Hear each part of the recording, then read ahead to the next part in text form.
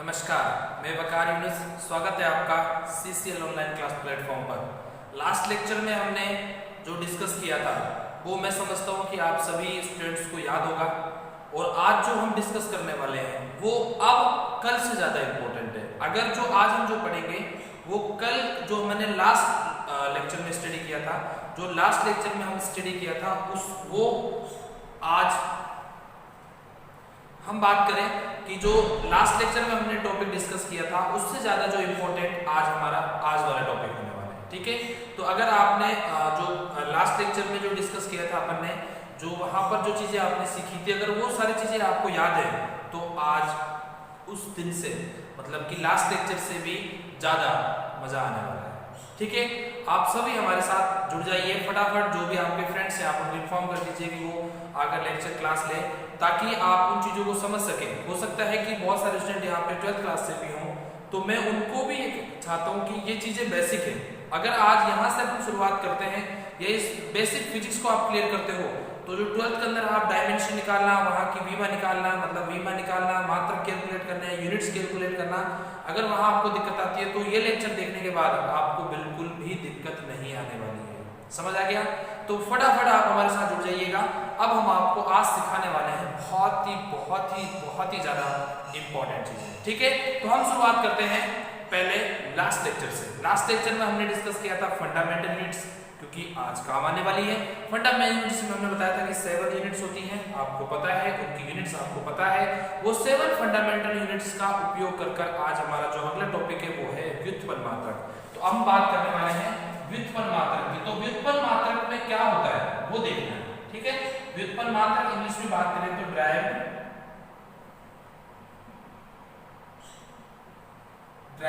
Units. ठीक है, अगर हम बात करें आज के लिए तो क्या हो जाएगी? Derived units. ठीक है, अब बात आती है कि सर जो ड्राइव्ड यूनिट्स है वो कैसे कैलकुलेट करते हैं। तो यहाँ पर डेफिनेशन की बात करें तो सिंपल ले सकते हैं कि वह मात्रक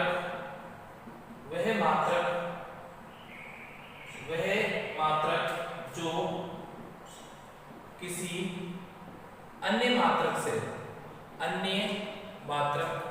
से ब्रैकेट में देना, मूल मात्रक किससे होगा? मूल मात्रक से व्युत्पन्न किया जाए उसे क्या कहते हैं? व्युत्पन्न मात्रक। अगर इंग्लिश में बात करें those physical quantity, those units which are obtained from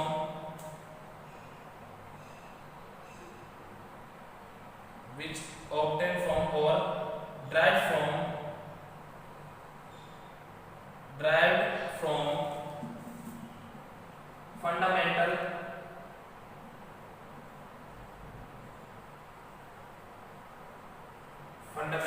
units। Clear हो गया ना? क्लियर हो गया कि those units which are derived from fundamental units is known as derived units। हिंदी में बात करें तो मूल मात्रकों से प्राप्त मात्रक व्युत्पन्न मात्रक कहलाता है। सिंपल शब्दों में याद रख सकते हो, मूल मात्रकों से प्राप्त मात्रक क्या कहलाते हैं? व्युत्पन्न मात्रक कहलाते हैं। यहां से लिखें तो derived from fundamental units is known as derived units। Clear? अब यहां से कौन कौन सी होती है? अगर हम फर्स्ट की बात करें, फॉर एग्जांपल क्षेत्रफल, हम बात करें किसकी? क्षेत्रफल को। क्षेत्रफल इंग्लिश में क्या बोलते हैं? एरिया। एरिया में देखो, अब एरिया का जो फॉर्मूला, इसमें जो इंपॉर्टेंट है ना, ये तो हमारी फिजिकल क्वांटिटी मतलब भौतिक राशि। ठीक है, और दूसरा हमारा है फॉर्मूला। अब हम बात करें दूसरे क्या है? फॉर्मूला। तो अब हम इन चीजों को यहाँ से रेज करने के बाद दूसरा हमारा फॉर्मूला आप सब जानते हो क्या होता है? सूत्र होता है। ये आपको याद रखना है, सूत्र आपको याद होने चाहिए। मैथमेटिक्स आप पढ़ के आए हो तो सूत्र याद है, और भी जो चीजें हैं उनको भी अपन पढ़ेंगे। यहाँ पर तो याद करनी ही पड़ेंगे। यहाँ कैलकुलेट करेंगे हम यूनिट्स। ठीक है, पहले हम यूनिट्स कैलकुलेट करते हैं। क्षेत्रफल का फॉर्मूला होता है L × B, लेंथ इंटू चौड़ाई। इंग्लिश में बोले तो लेंथ इंटू विड्थ, और लंबाई गुना चौड़ाई। ठीक है, लेंथ क्या होती है? मीटर, एक मूल मात्रक है। B का क्या होता है? मीटर। क्या हो जाता है? Metre square. कोई दिक्कत किसी को? मात्रक क्लियर हो गया? इस तरीके से मात्रक निकाले जाते हैं। आपने वहां पर पढ़ा है कि क्षेत्रफल का मात्रक मीटर स्क्वायर होता है, ये रट लिया। कैसे निकालते हैं आज पता चल गया। दूसरा देखो, हम दूसरे की बात करें, आयतन। आयतन इंग्लिश में बोलते हैं वॉल्यूम। क्या बोलते हैं? वॉल्यूम। ठीक है, आयतन देखो, वॉल्यूम क्या होता है? L into b into h. Length लंबाई गुना चौड़ाई गुना ऊंचाई, length into width into height. इसका मतलब metre into metre into metre, which is equal to metre cube. किसके बराबर हो जाता है? मीटर क्यूब के बराबर हो जाता है। अब तीसरे की बात करें तो थर्ड देख लीजिएगा, अगर हम लिखें यहाँ पर वेग, वेग को इंग्लिश में बोलते हैं वेलोसिटी। क्या बोलते हैं? वेलोसिटी। अब देखो वेलोसिटी का सूत्र जो होता है वो होता है विस्थापन बटे समय। विस्थापन बटे समय। अब विस्थापन को हम किससे रिप्रेजेंट करते हैं? विस्थापन को रिप्रेजेंट करते हैं मीटर से और समय को रिप्रेजेंट करते हैं सेकंड से। तो क्या हो जाएगा? मीटर पर सेकंड। निकाल आ गया ना? वेग का आ गया, विस्थापन किस तरीके से? विस्थापन इंग्लिश में बोलते हैं डिस्प्लेसमेंट। क्या बोलते हैं भाई? डिस्प्लेसमेंट। क्या बोलते हैं? डिस्प्लेसमेंट। लिख देना है, ठीक है। और समय को क्या बोलते हैं? टाइम। ये चीज क्लियर है ना? मैंने हिंदी इंग्लिश मीडियम दोनों में इसलिए लिखा है क्योंकि जब आप आगे जाके पढ़ोगे तो यहाँ से आप उन चीज़ों को समझ पाओगे। अगर कोई अंग्रेजी मीडियम का है तो हिंदी मीडियम से भी आप कुछ ना कुछ सीखोगे, क्योंकि हमारे आसपास की होने वाली चीज़ें, बहुत सारी ऐसी चीज़ें जिनको हम हिंदी में जानते हैं लेकिन अंग्रेजी में नहीं जानते, और बहुत सारी ऐसी चीज़ें जिनको हम अंग्रेजी में जानते हैं, हिंदी में जानते हैं, अंग्रेजी में नहीं जानते। तो यहाँ दोनों ही फायदे आपको होने वाले हैं। कोई थ्योरी हम ज़्यादा नहीं पढ़ रहे हैं, कॉन्सेप्ट पढ़ रहे हैं। सिंपल सा ध्यान रखो, 3 हमारे फॉर्मूले हो चुके हैं। हम फोर्थ फॉर्मूले की ओर आगे बढ़ते हैं। तो फोर्थ होने का देखो, जो फोर्थ फॉर्मूला है वो क्या आता है अपना? अगर हम बात करें फोर्थ फॉर्मूले की तो वेग के अलावा मान लीजिए बात कर लेते हैं त्वरण की। किसकी बात कर लेते हैं? त्वरण। त्वरण इंग्लिश में बोलते हैं एक्सीलरेशन। क्या बोलते हैं? एक्सीलरेशन बोलते हैं, ठीक है। एक्सीलरेशन हो गया। एक्सीलरेशन का सूत्र जो होता है वो होता है वेग बटे समय। बात करें तो वेलोसिटी अपॉन टाइम, ठीक है। ये इसका फॉर्मूला हो गया, वेलोसिटी अपॉन टाइम। अब जो वेलोसिटी है हमने पढ़ा है वेग क्या होता है? मीटर पर सेकंड। तो यहां से निकालना देखो, अब धीरे धीरे टफ होता चला जाएगा। मीटर पर सेकंड अपॉन सेकंड हो गया ना? अब देखो यहां से क्या निकाल देंगे? मीटर सेकंड नहीं चला जाएगा तो क्या हो जाएगा? सेकंड का स्क्वायर, तो हो जाता है मीटर पर सेकंड स्क्वायर।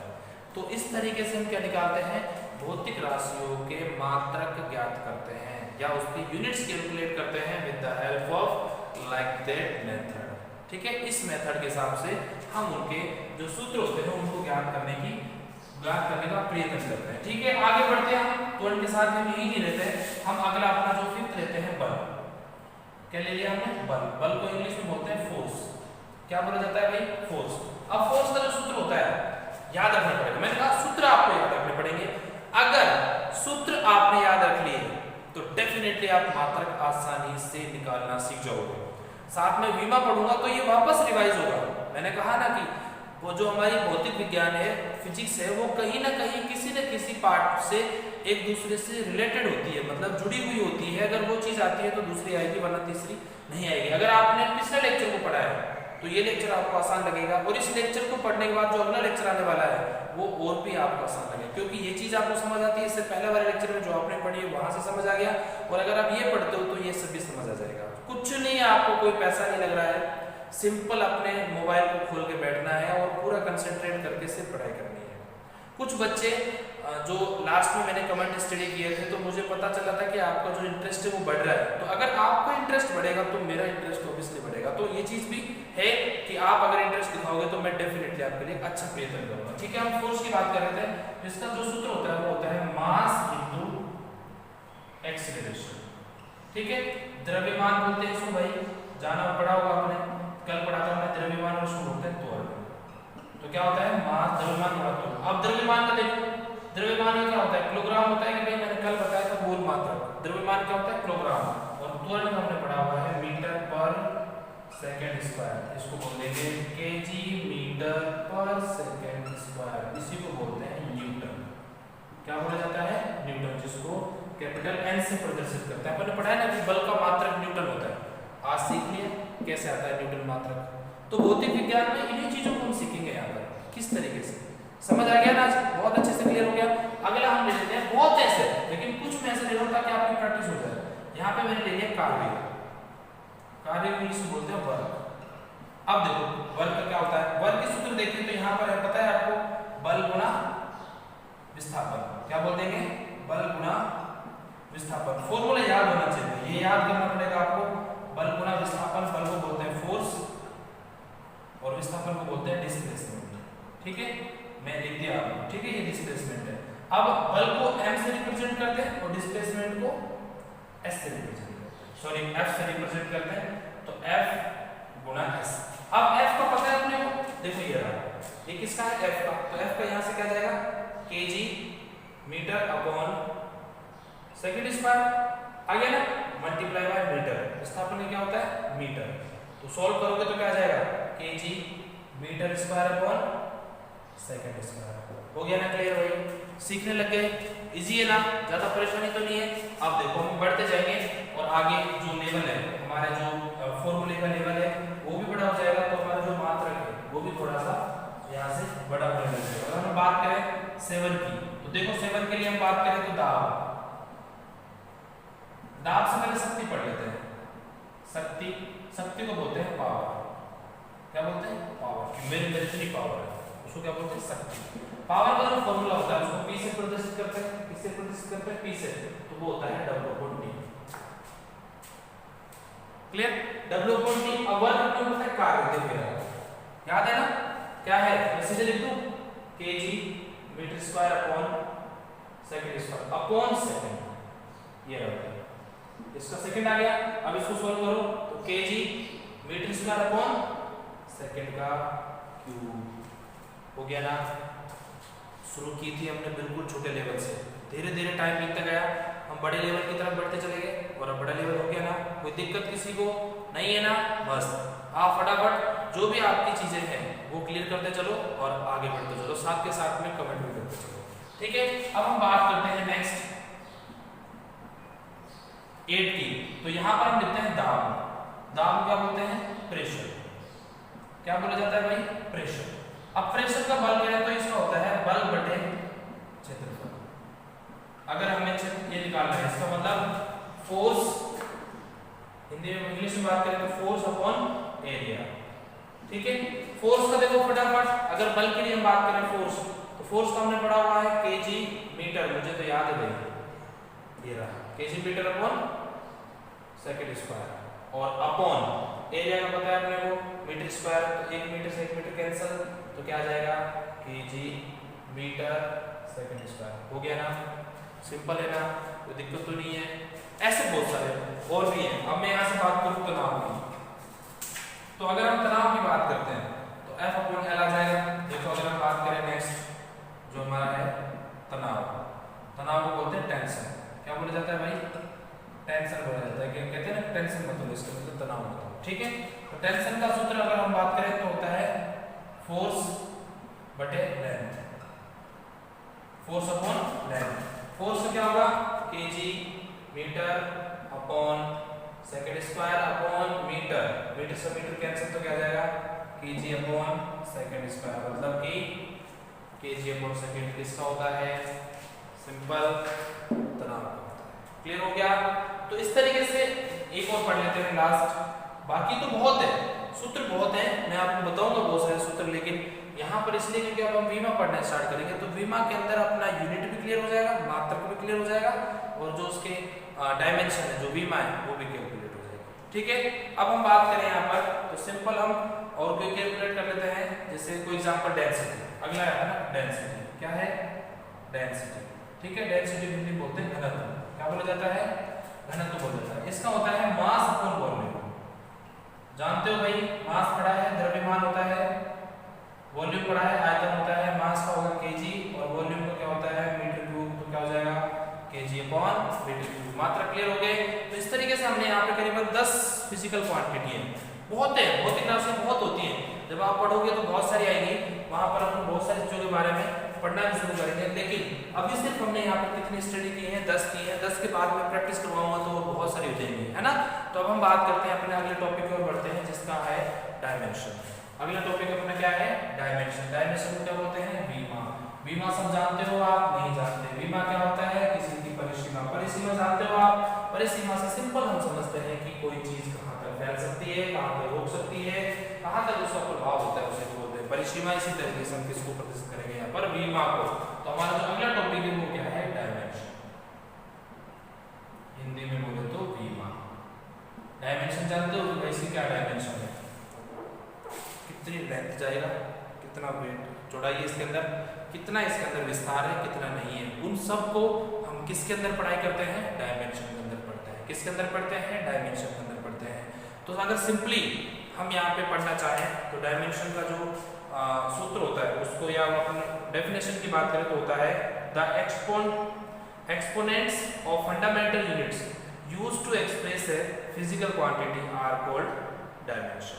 ठीक है, हिंदी में बात करें तो कोई भौतिक राशि की जो मात्रक होता है उसको घात के रूप में हम उपयोग में लें तो वो क्या हो जाता है, विमा कहलाता है। क्या कहलाता है, विमा कहलाता है। हमें तो सिंपल पता करना है कि जैसे मास है, मास को द्रव्यमान बोलते हैं, द्रव्यमान की जो विमा होती है उसको m बोल सकते हैं। मास 1 है तो m1 बोल देंगे, मास 2 है तो m2 बोल देंगे, मतलब एक्सपोनेंट, उसको एक्सपोनेंट बोलते हैं। जैसे एक्सपोनेंट होता है किसी कंडीशन में ना, तो उस तरीके से हम यूज कर सकते हैं। जैसे मान लीजिए मैंने बोल दिया मास स्क्वायर तो क्या हो जाएगा, m2 हो जाएगा।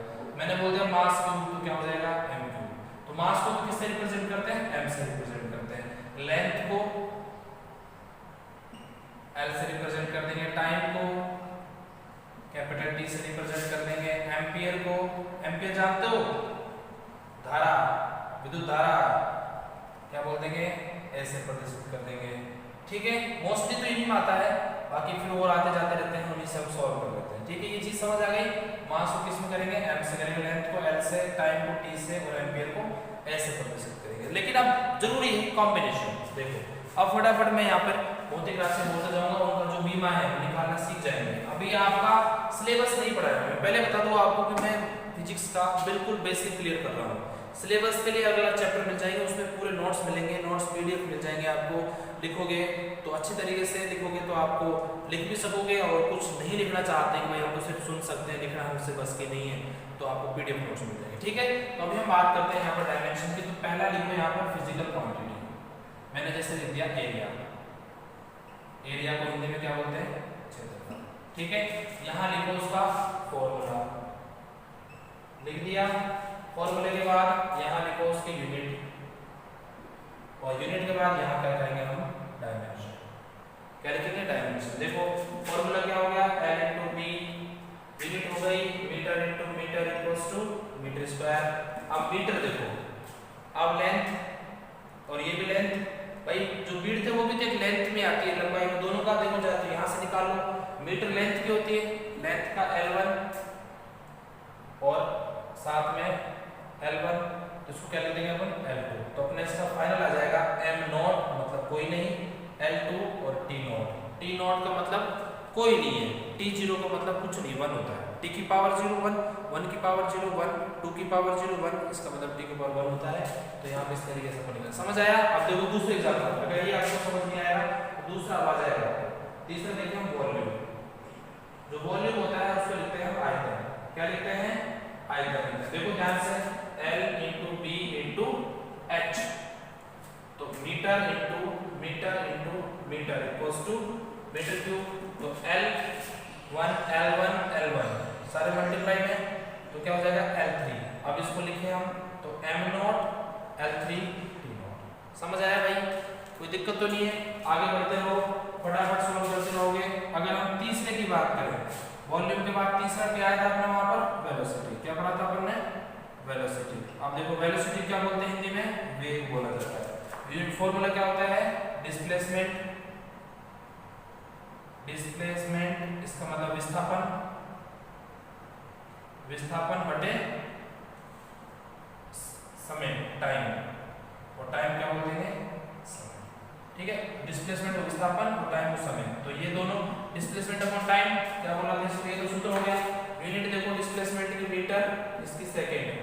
तो अब देखो यहाँ पर अगर इस तरीके से हम बात करें, मीटर क्या होती है L1 और टाइम क्या होगा T1। सॉल्व कर लो, m है क्या, नहीं है, नोट कर दो। L1 है क्या, है। T1 ऊपर जाएगा तो T-1। क्लियर हो गया, T-1। ऐसे आगे बढ़ते चलो, उसके बाद हम 3 देखते हैं, यहाँ पर समझ आ जाएगा। थोड़ा सा मेहनत जरूर है आपकी, बाकी आपके लिए बहुत इजी है, बहुत इजी होने वाला है। आप यहाँ से बहुत आसानी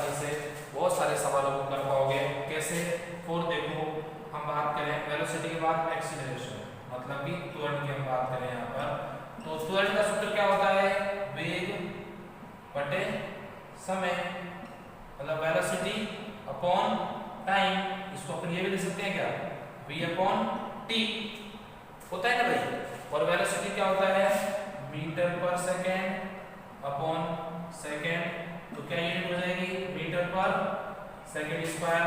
मीटर का क्या होता है, L1 सेकेंड का स्क्वायर t2, सॉल्व कर लो, m नॉट L1 और t माइनस 2 हो गया भाई क्लियर। इस तरीके से हम क्या कर सकते हैं, इसको भी क्लियर कर सकते हैं। वेलोसिटी के बाद आगे बढ़ जाओ और फटाफट जो अगले जो 10 है ना अपने पास 10 पढ़े थे ना, वो 10 के 10 वापस पढ़ेंगे हम। दूसरा तीसरे हम पांचवे की बात करें, वेलोसिटी के बाद त्वरण हो गया, त्वरण के बाद बल की बात करें, बल का मतलब फोर्स, ठीक है। अब लिखो फॉर्मूला लिखो, mass into acceleration, mass into acceleration मतलब द्रव्यमान गुणा त्वरण, ये सूत्र हो गया।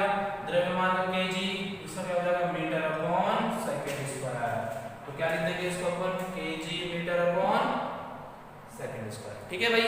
अब देखो केजी का क्या हो जाएगा, m1 L1 upon T2, solve कर लो, m1 L1 T माइनस 2। बल वेरी वेरी इंपॉर्टेंट है। जो बच्चे 12th के आज इस लेक्चर को देख रहे हैं उनको ये समझ आ गया होगा कि बल कितना इंपॉर्टेंट है। अभी तक पीछे नहीं छोड़ा होगा और कभी नहीं छोड़ेगा। बल बहुत आवश्यक है, इसलिए इसकी बीमा तो याद रख लो, m1 L1 T minus 2। Clear हो गया भाई, कोई दिक्कत नहीं। नेक्स्ट हम बात करते हैं आगे की। तो अब आपको पता ही है कि पहला कौन सा डायरेक्शन फॉर्मूला, इसकी बात देखो। बल के बाद क्या गया, कोई भी मान लो कार्य जो हमने पढ़ा है उसको मान लेते हैं। कार्य का सूत्र क्या, कार्य वर्क होता है, बोलते हैं वर्क से W ले लेते हैं, तो क्या हो जाएगा सूत्र W equals to F dot S, बल गुणा विस्थापन। और यहाँ से बल का क्या होता है, kg metre square upon second, यही होता है ना भाई, kg metre square upon second. कहाँ गया, बल है मीटर स्क्वायर नहीं होता भाई, kg metre upon second square होता है। समझ आ गया, kg मीटर पर सेकंड स्क्वायर और मल्टीप्लाई बाय क्या हो जाएगा भाई, मीटर। तो क्या लिख देंगे, kg metre square upon second square. देखो भाई kg का m1 होता है, मीटर का L2 होता है, सेकंड का T2 होता है। क्या हो गया, m1 L2 T माइनस 2। मैं दोबारा लिख दूं, m1 L2 T minus 2। Clear हो गया, कोई दिक्कत किसी को नहीं होनी चाहिए। बाकी अगर किसी को दिक्कत है तो वो इस वीडियो को दोबारा देख लेना, कोई परेशानी नहीं है, बिल्कुल टेंशन लेनी ही नहीं है, बहुत इजी है। समझ आ रहा है, आ जाएगा, नहीं आया तो और अच्छे तरीके से आ जाएगा, ठीक है। हम कार्य के बाद बात करें दाब की।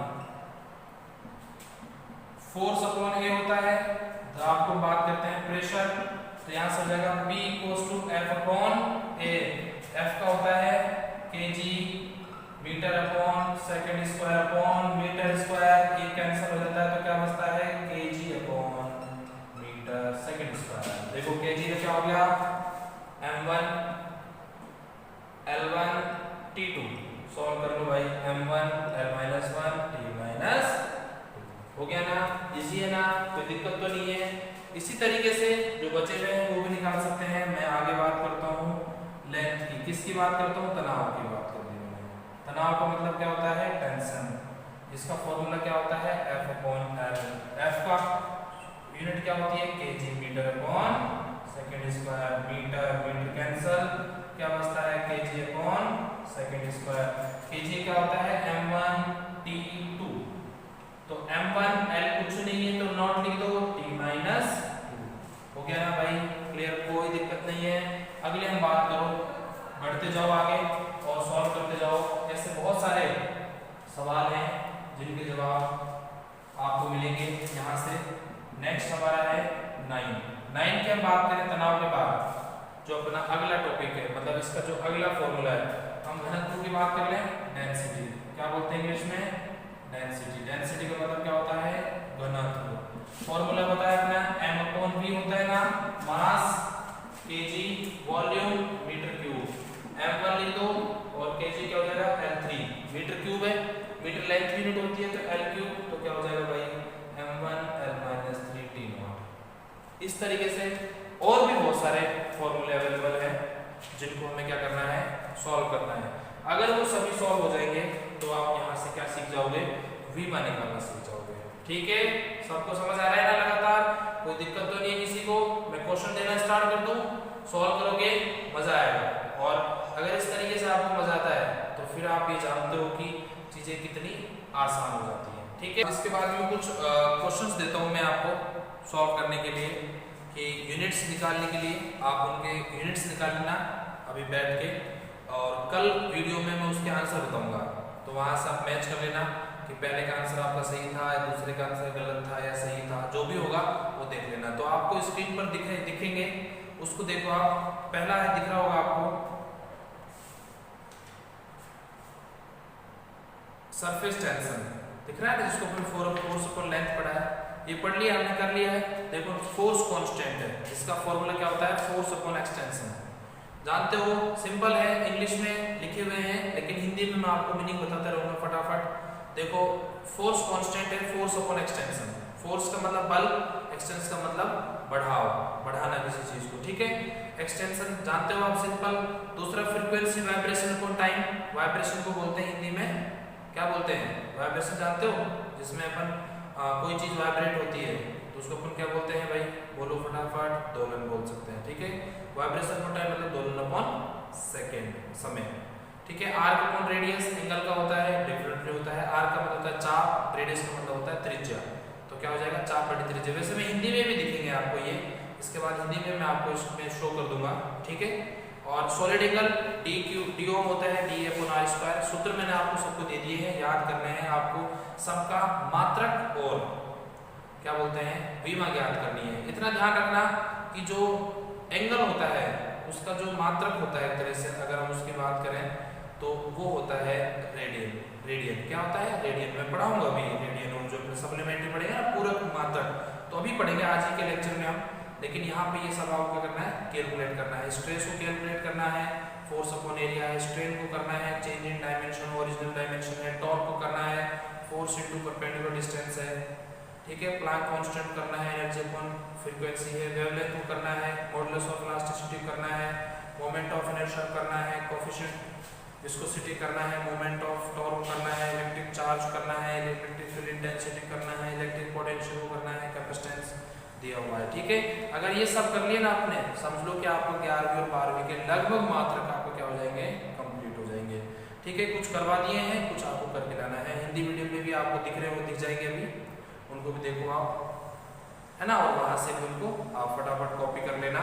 अभी नहीं करना है आपको, ये आपको कल के लिए होमवर्क है। तो आपको क्या करना है कि हम जैसे यहाँ से ऑफलाइन चले जाएंगे, मतलब वीडियो आपको मिल जाएगा, तो वीडियो को वहाँ पुश कर इनको लिख लेना, और वहां से क्या कर लेना, इनको ज्ञात कर जब अगले लेक्चर में सॉल्व कराऊंगा तो वहां खुद ही चेक कर लेना कि मेरे कितने सही थे या फिर कितने गलत थे। मैं ये सारी चीजें मैं खुद सॉल्व करवाऊंगा आपको। ठीक है, अब हम हमारे आज का जो लास्ट टॉपिक है उसकी तरफ बढ़ते हैं। हमारे वो है आपका सप्लीमेंट्री यूनिट्स।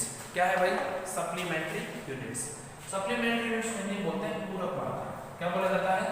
पूरक मात्रक। ये बहुत काम है। पूरक मात्रक किस तरीके से हम करते हैं अभी देखना है यहाँ पे फटाफट। सिंपल सा है, जो पहला हमारा बोलते हैं उसको बोलते हैं रेडियन। हिंदी में भी रेडियन बोलते हैं, इंग्लिश में भी रेडियन बोलते हैं। ठीक है भाई, रेडियन क्या बोलते हैं इसको? रेडियन। अब रेडियन का मतलब होता है कोई वृत्त का चाप है, ये वृत्त का चाप है, इसको केंद्र से जो दूरी होती है इसको क्या बोलते हैं अपन? ये तो हो गया चाप, ये हो गया डी थीटा, इसको बोल देंगे त्रिज्या। चाप को बोलते हैं ए आर सी, त्रिज्या को बोलते हैं रेडियस। ठीक है, और ये डी थीटा। अब यहां से सूत्र होता है डी थीटा का चाप बटे त्रिज्या, चाप बटे त्रिज्या। इसका मतलब आर्क अपॉन रेडियस। क्या होता है? Arc upon radius. समझ आ गया ना? Arc upon radius. अब जो चाप है उसको हम यहाँ से सिंपल अगर लिखना चाहें तो जैसे अपना ये डीएल है, अगर इसको आप चाप को किससे रिप्रेजेंट करना चाहो, डीएल से करना चाहो तो आप देख सकते हो डीएल अपॉन आर। इसका मतलब डी थीटा इक्वल हो जाएगा डी एल अपॉन आर, और इसका जो मात्रक होता है वो होता है रेडियन। क्या होता है? आर ए डी, इसको बोलते हैं रेडियन। ये मात्रक है, हम क्या लगा देंगे? D theta equal to d l upon r. ये तो हो गया हमारा कौन सा? रेडियन। अब बोलते हैं स्टेरेडियन। जो स्टेरेडियन होता है इसके लिए हम बात करें तो इसको शॉर्ट में लिखते हैं एस डी, स्टेरेडियन। ठीक है, एस डी लिख देते हैं इसको शॉर्ट में। ठीक है, या फिर एस टी भी कहीं कहीं पे आपको एस टी भी लिखा होगा। अब यहाँ सुनना, ये तो किसके लिए होता है? सर्कल के लिए होता है। किसके लिए होता है? सर्कल के लिए होता है, मतलब कि वृत्त के लिए होता है। और ये जो होता है ये स्फीयर के लिए होता है। किसके लिए होता है? स्फीयर के लिए। देखो सर्कल जो होता है उसका तो एक छोटा सा है, लेकिन गोले का पूरा होता है, पूरा भाग होता है ना, उसके लिए। अगर हम गोले के लिए बात करें, दिखेगा ऐसा ही ये भी, लेकिन होता किसके लिए? गोले को। ये आपको याद रखना है। तो इसको अपन अगर केयर इस तरीके से हम इसको दिखा सकते हैं वैसे। बाकी एक्चुअली में किसके लिए होता है? ये गोले के लिए होता है। तो इसको बोल देंगे ds और ये हो जाएगा अपना d ओम। किससे प्रदर्शित करते हैं इसके कोण को? d ओम को। और ये क्या हो जाएगा अपना r। ठीक है, तो इसका जो d ओम होता है उसका फॉर्मूला होता है ds/r²। और इसकी यूनिट क्या होती है? स्टेरेडियन। इसका मतलब st लिख दो, आपका रेडियन की यूनिट हो जाएगी। फॉर्मूला याद हो गया तो क्या हो जाता है? d ओम = ds/r²। ये तो होती है स्टेरेडियन, और रेडियन क्या होता है? dl/r d theta. ठीक है, d थीटा दिखे तो समझ जाना रेडियन की बात कर रहा है, और d ओम दिखे तो समझ जाना किसकी बात कर रहे हैं? स्टेरेडियन की बात कर रहे हैं। उम्मीद करता हूं कि ये दोनों यूनिट आपको समझ आई होंगी। इसको हिंदी में बोलते हैं पूरक मात्रक। क्या बोला जाता है? पूरक मात्रक। ठीक है, इंग्लिश में बोला जाता है सप्लीमेंट्री यूनिट। क्या बोला जाता है भाई? Supplementary unit. क्लियर हो गया ना? ये अपना इनका एक्सप्लेनेशन था। आज के लिए बस इतना ही। अगर आपको ये सब अच्छा लगा हो तो लाइक और कमेंट जरूर कर दीजिएगा, और अगर आप अपने और हमारी सहायता करना चाहें तो अपने दोस्तों तक शेयर भी कर दीजिएगा। Thank you and thank you so much.